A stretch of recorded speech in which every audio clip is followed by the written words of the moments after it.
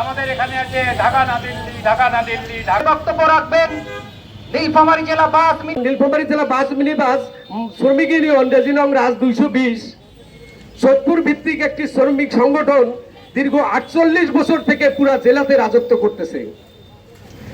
তারই পরিপ্রেক্ষিতে নীলফামারী জেলা বাস মিনি বাস ও কোচ পরিবহন শ্রমিক ইউনিয়ন রেজি নং রাজ 3446 নামে একটি নতুন সংগঠন স্থাপিত হয়। আমি বলতে চাই, আমি মালিক নির্যাতন হয়েছি এই 220-এর কাছ থেকে। একটি যৌক্তিক প্রমাণ সহ বর্তমানে সে মামলাটি ডিবির কাছে তদন্তাধীন আছে। সেই মামলা করার কারণে এক সপ্তাহ আমার গাড়িকে কোনো দিক দিয়ে যাতায়াত করতে দেয় নাই। আমি মালিক হিসেবে তাদের কাছে নির্যাতিত। লাইসেন্স এবং কার্ড, তাহলে আমরা অবৈধ হইলাম কেমন করে?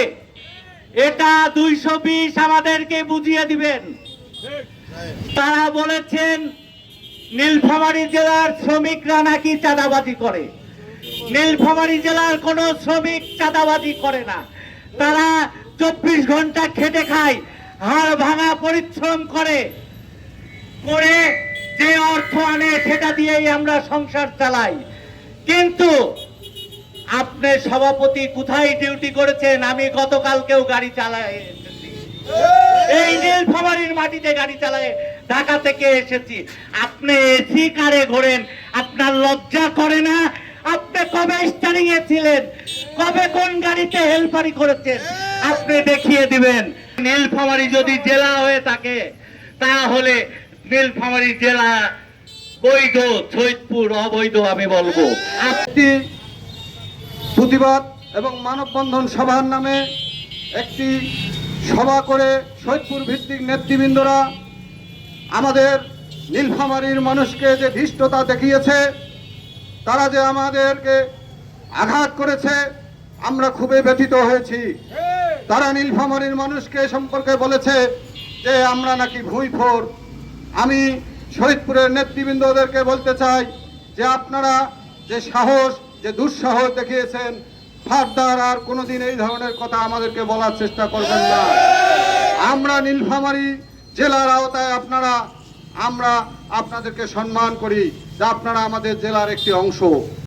আমাকে উদ্দেশ্য করে, আমার সংগঠনকে উদ্দেশ্য করে বিভিন্ন কুরুচিপূর্ণ মন্তব্য করেছেন।